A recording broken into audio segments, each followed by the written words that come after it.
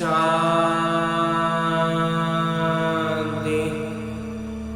ओम शांति बाबा। बाबा ओम शांति। ओम शांति बाबा।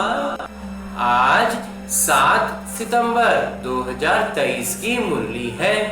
बाबा कह रहे, मीठे बच्चे, विचार सागर मंथन कर श्री कृष्ण और परमपिता परमात्मा शिव के महान अंतर को स्पष्ट करो। श्री कृष्ण की और शिव बाबा में जो विशाल अंतर है, उस बात को विचार सागर मंथन से स्पष्ट करना है, क्योंकि भक्ति में तो एक ही लाइन में लगा देते हैं। तो आज की मुरली श्री कृष्ण जन्माष्टमी से संबंधित है। बाबा मेरे प्रश्न पूछ रहे हैं कि ब्रह्मा बाबा अपने आप से क्या बातें करते हैं और उन्हें आश्चर्य क्या लगता है। उत्तर बतलाते हैं मेरे बाबा कि ब्रह्मा बाबा अपने आप से बातें करते, पता नहीं क्या होता जो शिव बाबा घड़ी घड़ी भूल जाते हैं। ऐसे तो नहीं कि बाबा जब प्रवेश करते हैं तब याद रहती है और बाबा चले जाते हैं तो याद भूल जाती है, परंतु मैं तो उनका बच्चा हूँ, याद भूल क्यों जाती? क्या मेरी याद से ही बाबा आते हैं? ऐसे ऐसे बाबा अपने आप से बातें करके आश्चर्यचकित होते रहते हैं कि उनको अपने आप में, जब हम याद करते हैं तब बाबा आते हैं, जब बाबा आते हैं तब तो उनको याद रहता है, तो जब बाबा जाते हैं तो फिर हम भूल क्यों जाते हैं? इस तरह के सवालों में बाबा खुद से उस पर खूब मंथन करते थे। और गीत है, तू प्यार का सागर है, तू प्यार का सागर है। ओम शांति। शिव बाबा बैठ करके अपने सिकिलधे बच्चों को समझाते हैं कि गीता के भगवान कौन है, क्योंकि इस समय भारत में है अज्ञान अंधियारा। इसको कहा जाता है घोर अंधियारा, अज्ञान अंधियारा। अज्ञान की जो अंधियारा है ना, वो सबसे खतरनाक अंधेरा है। फिर सोचना चाहिए ज्ञान का, तो परमपिता परमात्मा को ही मनुष्य मानते हैं कि ये ज्ञान के सागर हैं, ज्ञानवान है। अच्छा, वो ज्ञान के सागर हैं, उनसे मिलता क्या है? नदियों से पानी मिलता है तो भर भर करके स्नान करते रहते हैं। तुमको ज्ञान सागर से क्या मिलता है? एक बूंद। बाबा आकर बच्चों को समझाते हैं, मैं ज्ञान का सागर हूं तो तुमको बूंद देता हूं। कौन सी बूंद? सिर्फ कहता हूं मैं तुम्हारा पिता हूं, तुम मुझे याद करो। समझो कि हम अपने शांति धाम सुख धाम जाते हैं। जब नदियों का जो जल का नदी है, वहां पर उनको ढेरों ढेरों पानी मिलता है, खूब मजे से नहाते हैं। तो बाबा कहते हैं कि जब बाबा ज्ञान के सागर है तो उनसे हम एक बूंद लेंगे और वो हमें एक बूंद देंगे। इन सब बातों को बाबा कहते हैं मंथन करना है कि कौन सी बूंद। तो बस अगर बूंद की बात करें, जो एक पहली चीज जो से जुड़ाव आ सके, उसमें उस सागर में गोते लगा सके, तो वो सबसे पहली चीज, वो सबसे पहली बूंद है कि वो हमारे पिता हैं, परम पिता है, आत्माओं के पिता हैं। ज्ञान सागर एक क्षण में जीवन मुक्ति वैकुंठ में भेज देते हैं, घर बैठे भी दिव्य दृष्टि दे देते हैं। मनुष्य तो एक दूसरे को सामने दृष्टि देते हैं। जो अभी लौकिक में मनुष्य है, अभी ज्ञान में जो आते हैं तो बहुत बार दीदी लोग भी होते हैं, आपस में जो भाई भाई भी है, ब्राह्मण भाई, वो एक दूसरे को दृष्टि देते हैं। तो बाबा कहते हैं उसमें आमने सामने बैठ के दृष्टि देते हैं ना, लेकिन बाबा क्या कर रहे हैं? दिव्य दृष्टि दे देते हैं, घर बैठे देखने के लिए दे देते हैं। तो बाबा घर बैठे साक्षात्कार करा लेते हैं। तो एक बूंद मिलने से तुम यहाँ से चले जाते हो, वो एक बूंद जो है ना, वो यहाँ से खींच लेता है। यहाँ बैठे बैठे तुम वैकुंठ में चले जाते हो। अब बाबा बैठ समझाते हैं। अब ये सारी बातें बाबा इतना अच्छा समझा रहे हैं कि गीता के भगवान कौन है? वो है ज्ञान के सागर निराकार। मनुष्य तो गाते हैं श्री कृष्ण के लिए, अब तुमको समझाना है कि श्री कृष्ण ने ज्ञान नहीं सुनाया, पहले पहले तो कहते हैं श्री कृष्ण ने माता के गर्भ से जन्म लिया। कंसपुरी थी वैसा जगह, माने कंस का राज था, वहां पर श्री कृष्ण जन्म लिया। फिर आवाज हुआ कि हे कंस, तुमको मारने वाला आ चुका है। ये तो जानते हो कि सब असुर हैं, कंस, जरासंधि, अकासुर, बकासुर, पाप आत्माएं, सबका विनाश करने के लिए उनका जन्म दिखाते हैं। श्री कृष्ण का जन्म ही दिखाते हैं उन सब का अंत करने के लिए। तो श्री कृष्ण ने जन्म लिया तो वो तो छोटे थे, फिर ज्ञान कब दिया? वो तो युद्ध के मैदान में श्री कृष्ण का बड़ा रूप दिखाते हैं, छोटा तो नहीं दिखाते हैं। वैसे ही श्री कृष्ण जयंती के बाद फिर गीता जयंती दिखाते हैं। कुछ समय के बाद जब वो बड़े हुए तब ज्ञान दिया होगा, ये भी दिखाते हैं। जन्म लिया है, समय भी दिखाते हैं, रात्रि के समय। यहाँ तुम देखते हो शिव बाबा की पधारमनी हुई है, शिव बाबा पधारे हैं। तो कोई को पता नहीं है कि कब प्रवेशता हुई। शिव बाबा तो बच्चा बने नहीं है, शिव बाबा जो है वो बच्चे नहीं बने हैं, वो तो बूढ़े वानप्रस्थ अवस्था के शरीर में आए हैं। कब आए उसकी कोई तारीख तिथि नहीं है। श्री कृष्ण की तो तिथि तारीख है और वो गर्भ से जन्म लिए हैं। यहाँ शिव बाबा तो ज्ञान के सागर हैं, उनको छोटा होना नहीं है जो फिर बड़ा होकर ज्ञान सुनाए। शिव बाबा कभी ना छोटा होंगे ना बड़ा होंगे। तो श्री कृष्ण का जन्म तो स्वर्ग में हुआ, वो किसी को राजयोग सिखला ना सके क्योंकि खुद ही राजा है। जब खुद राजा है तो राजयोग कैसे सिखलाएंगे? तो बरोबर तुम जानते हो कि निराकार बाबा ही आकर राजयोग सिखलाते हैं। पतितों को पावन, राजाओं का राजा बनाते हैं। उस हद के रात और दिन तथा उस बेहद की रात और दिन के अर्थ में भी फर्क है। वो जो रात दिखाते हैं, वो जो समय दिखाते हैं, उस सब का अपना अपना कुछ मायने मतलब है जिसको हम समझ नहीं पाते हैं। ये है संगम, जबकि ब्रह्मा की रात पूरी हो, ब्रह्मा का दिन शुरू होता है। ये है बेहद की रात्रि, अज्ञान अंधियारा। सतयुग में है सोजरा, उस रात की बात नहीं, वो तो श्री कृष्ण का जन्म रात में मनाते हैं। वो हुई हद की बात और यहाँ है बेहद की बात। तो बाबा कहते हैं कि मैं आता हूँ, मेरी कोई तिथि तारीख नहीं है। श्री कृष्ण राम आदि तो तिथि तारीख है, उन सब की तो तिथि तारीख है, मुख्य है ही तो है। कृष्ण और राम सबसे ज्यादा प्रमुख है। तो अभी श्री कृष्ण जयंती आती है ना, उन्हों को समझाना है कि कृष्ण तो छोटे बच्चे हैं, रात और दिन तो ब्रह्मा का गाया जाता है। तो ब्रह्मा का दिन श्री कृष्ण है और ब्रह्मा की रात ब्रह्मा है। तो ब्रह्मा ही फिर श्री कृष्ण बनते हैं। वो तो समझते हैं कि श्री कृष्ण भगवान है, वो हाजिरा हुजूर है। तो इस पर भी समझाना है कि तुम्हारी है शिव जयंती व शिवरात्रि कहो। शिव जयंती कहना ठीक है, ये भी समझाना होता है। वो गर्भ में तो आते नहीं है, साधारण तन में आते हैं। तो श्री कृष्ण की तो 8 पीढ़ी चलती है। छोटेपन में उनको मोहन अथवा कृष्ण कहते हैं। जैसे प्रिंस ऑफ वेल्स है ना, अभी भी जो विदेशों में होता है प्रिंस ऑफ वेल्स है, तो वैसे पहले पहले गद्दी इंद्रप्रस्थ की, राजकुमार इंद्रप्रस्थ के थे, फिर वो राजकुमार से राजा हुए।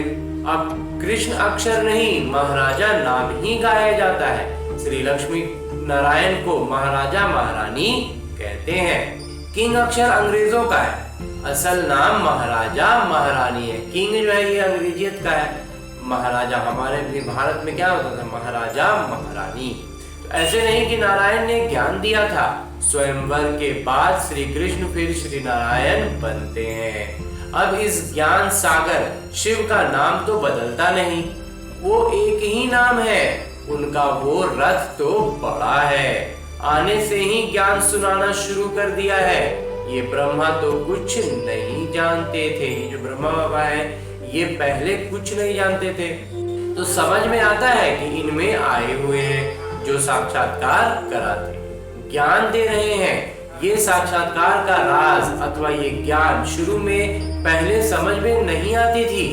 बाबा अपना अनुभव बतलाते हैं कि शुरू में बनारस गए तो दीवारों पर गोले आदि निकलते रहते थे, समझ में कुछ नहीं आता था कि ये है क्या, क्योंकि ये तो जैसे जैसे नई दुनिया में कोई नया बच्चा आता है, दुनिया में कोई नया बच्चा आता है तो उसके लिए क्या है, सब कुछ उसको सीखना पड़ता है, लौकिक रीति की हर बात उसे सीखनी पड़ती है।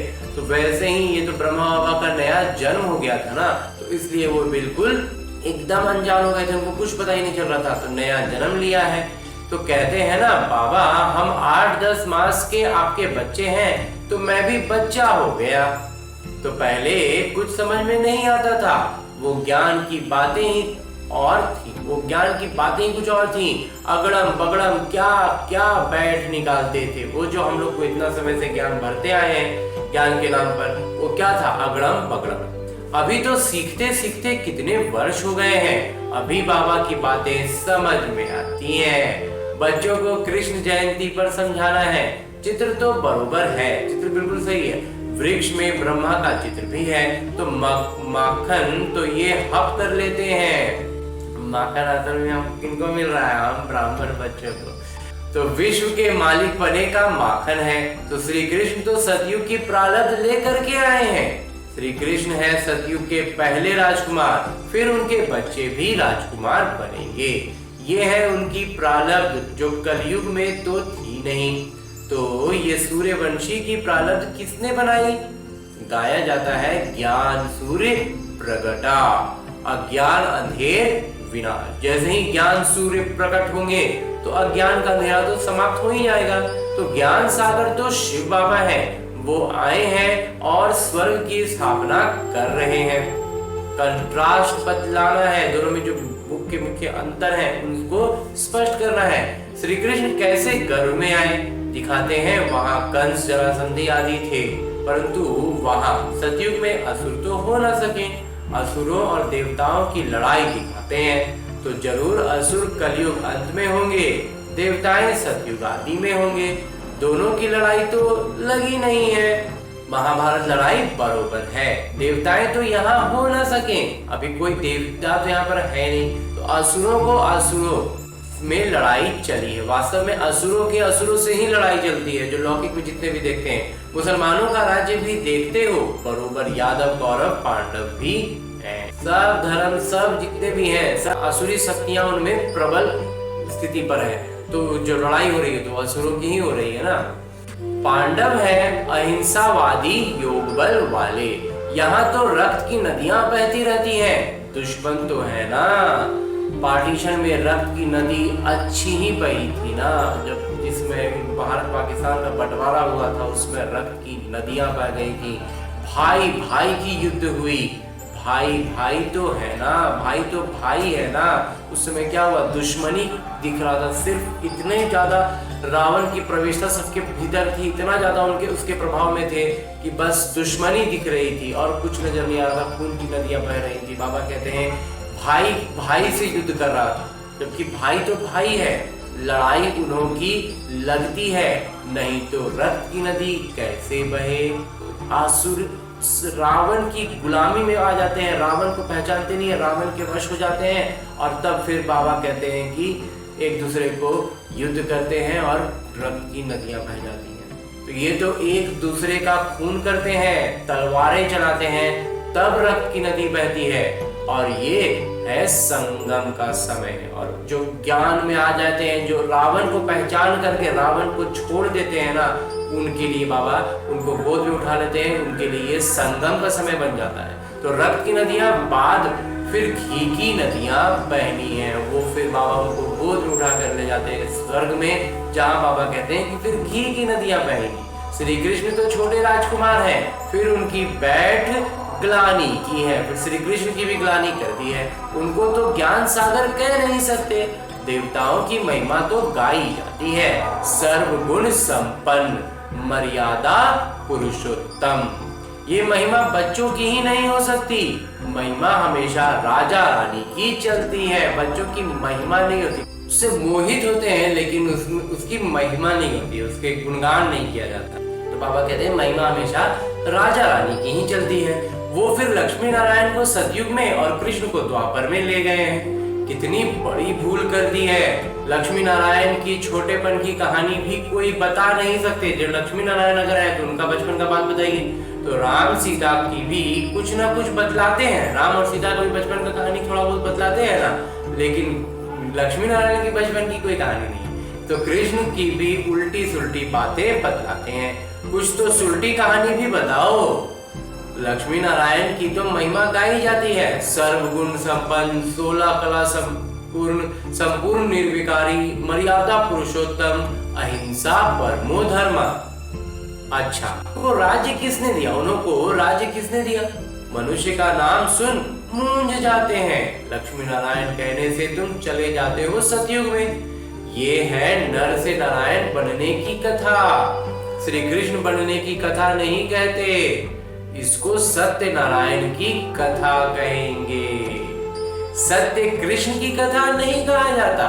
सच्चे बाबा ज्ञान सागर ये कथा सुनाते हैं। जो सच्चे पिता है वही ये ज्ञान सागर, जो ज्ञान सागर भी है वही हमें ये कथा, ये बातें बतलाते हैं। सारे सृष्टि के आदि मध्य अंत की कथा है, उसमें श्री लक्ष्मी नारायण की कथा भी आ जाती है। उनके 84 जन्मों की कथा दिखलाते हैं। श्री कृष्ण की कथा से बेड़ा पार हुआ। बरोबर बाबा 65 बच्चों को नर से नारायण बनने की सच्ची कथा सुनाते हैं। श्री नारायण तो बड़े हैं ना, स्वयंवर से पहले कौन थे? क्या लक्ष्मी नारायण ही नाम था या दूसरा और कोई नाम था?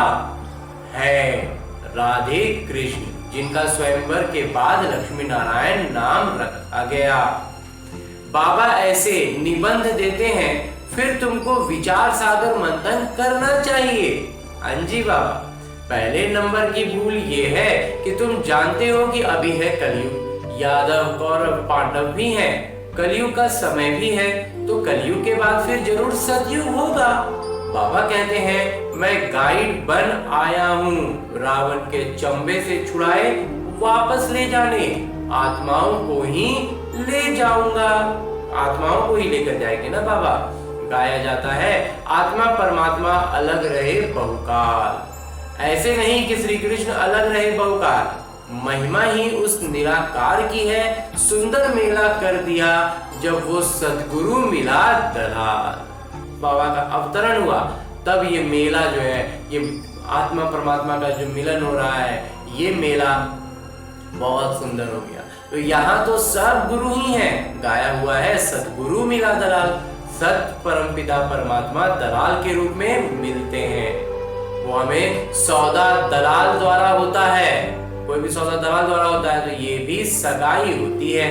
आत्मा और परमात्मा अलग है, परमात्मा है निराकार, वो आकर इनमें प्रवेश कर तुम्हारी सगाई करते हैं, खुद दलाल बनते हैं। कहते हैं मुझ परमपिता परमात्मा को याद करो, इस शरीर में बैठ कहते हैं मामेकम याद करो। मैं तुमको माया रावण से मुक्त कर साथ ले जाऊंगा, तुमको फिर राजाई देकर मैं निर्वाण धाम में बैठ जाऊंगा। श्री कृष्ण थोड़े ही ऐसे कहेंगे, ये है ही आत्मा और परमात्मा। कृष्ण तो छोटे बच्चे हैं, बातें तो बहुत है समझने और समझाने की। तो बाबा ने समझाया है कि कैसे इनमें प्रवेशता हुई। फिर समझने लगा कि मैं राजाओं का राजा बनता हूँ। विष्णु का साक्षात्कार हुआ और दिल में बहुत खुशी हुई। फिर विनाश का साक्षात्कार भी हुआ, परंतु इतना समझ में नहीं आया। अभी समझते हैं कि बाबा ने ये साक्षात्कार कराया, तुम नर से नारायण बनेंगे, परंतु उस समय इतनी समझ नहीं थी। जिसमें पहली बार साक्षात्कार बाबा ने कराया था वो कुछ समझ नहीं पा रहे थे। तो जैसे बाबा रात को बतला रहे थे, पता नहीं क्या होता है जो शिव बाबा को याद करना भूल जाता हूँ।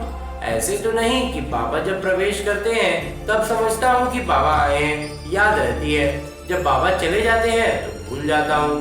बिंदुएं सुनाते हैं तो महसूस होता है कि बेहद के पिता आकर सुनाते हैं, परंतु मैं खुद ही भूल जाता हूँ। क्या मेरी याद से ही आते हैं? ऐसे कहें कि मैं घड़ी घड़ी याद करता हूँ, भल आवे इनमें तो सबका कल्याण है। जब आ रहे बाबा तो सबका कल्याण हो रहा है, तो याद ही मुख्य हो जाती है। उसमें सबसे मुख्य क्या होता है? याद। आए न आए, बाबा को याद जरूर करना है। बाबा ने समझाया है कि गीता जयंती के बाद होती है कृष्ण जयंती। पहले है शिव जयंती, फिर गीता जयंती, फिर कृष्ण जयंती। तो शिव तो बड़े हैं, फट से आया और गीता सुनाई, छोटा तो नहीं है। इन बातों पर विचार सागर मंथन करना चाहिए कि वो कोई छोटे तो नहीं है। आएंगे तो फिर गीता ही सुनाएंगे, पहले छोटे में आएंगे, फिर बड़े होंगे, फिर जाकर के गीता सुनाएंगे। इन सब बातों को जरा सा मंथन करेंगे तो समझ में आएगा, तो खुद भी समझ में आएगा और फिर हम उसको कैसे समझा सकते हैं बाबा कहते हैं वो भी समझ में आ जाएगा। तो पहले ख्याल करो कि शिव किसको कहते हैं, जिसकी रात्रि मनाई जाती है। सतयुग है श्री कृष्ण की राजधानी।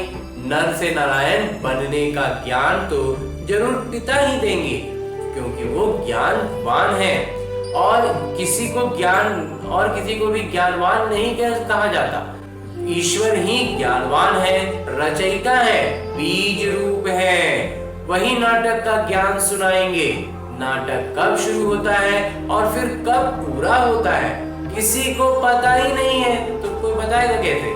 तो सतयुग से कलयुग अंत तक विश्व का इतिहास भूगोल कैसे रिपीट होता है ये कोई समझा नहीं सकते। ये एक चक्र में घूम रहा है और ये रिपीट होगा, ये बात कोई जानते ही नहीं है, तो कोई समझा ही नहीं कहते। तो सुनावे वो जो त्रिकालदर्शी। तो ये बात कौन बताएंगे, जो त्रिकालदर्शी। और त्रिकालदर्शी बाबा किनको बना रहे हैं, हम ब्राह्मण बच्चों को।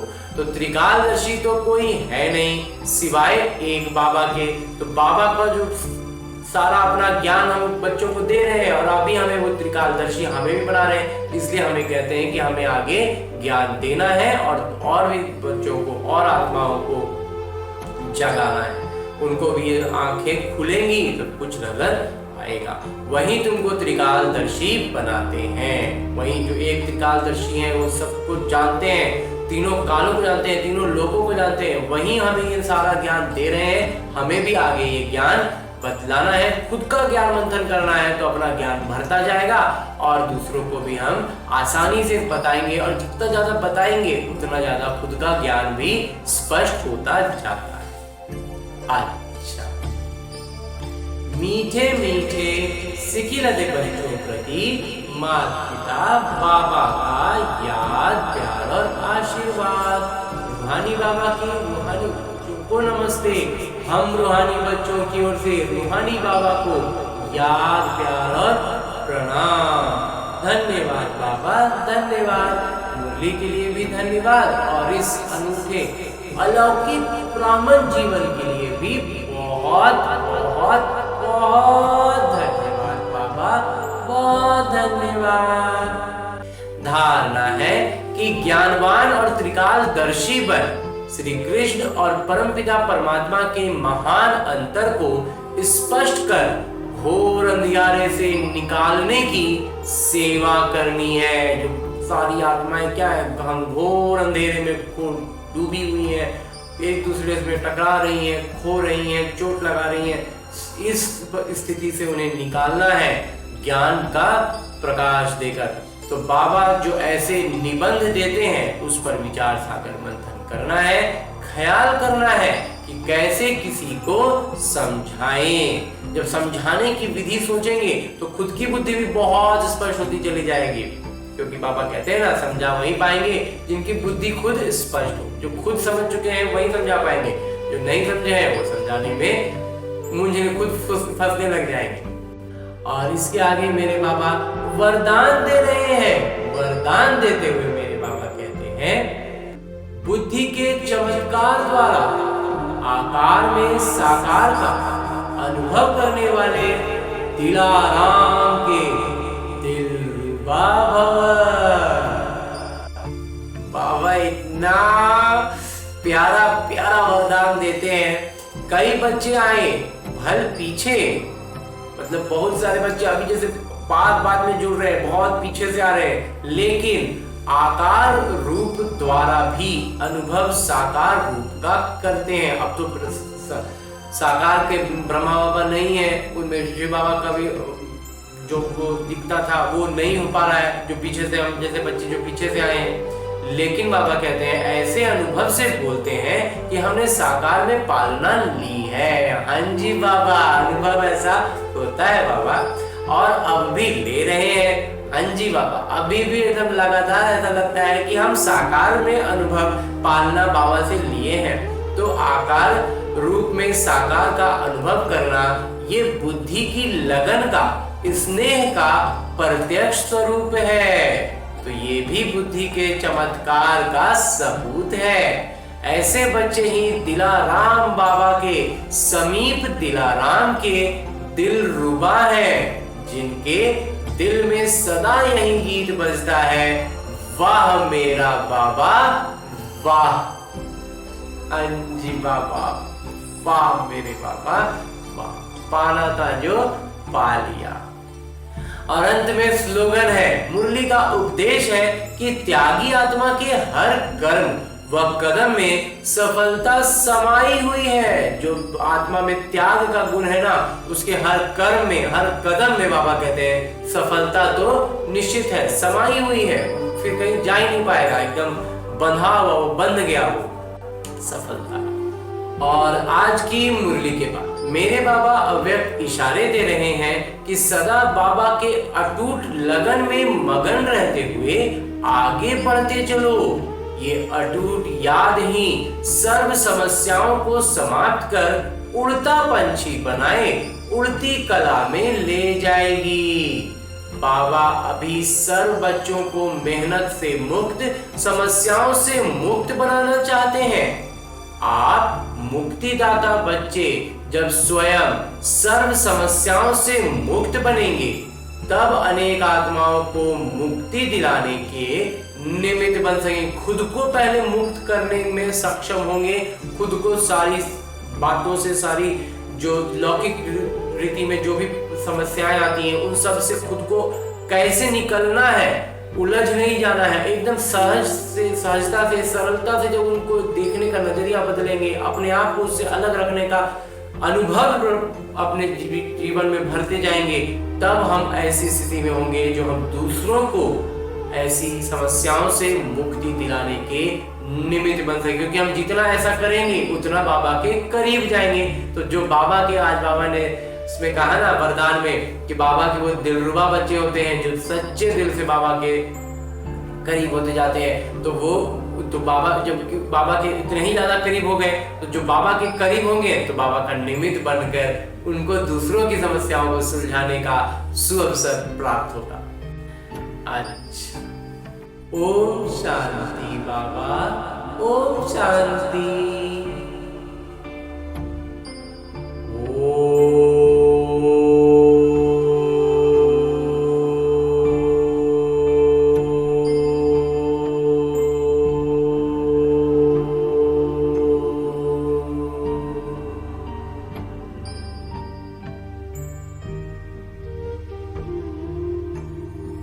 शांति।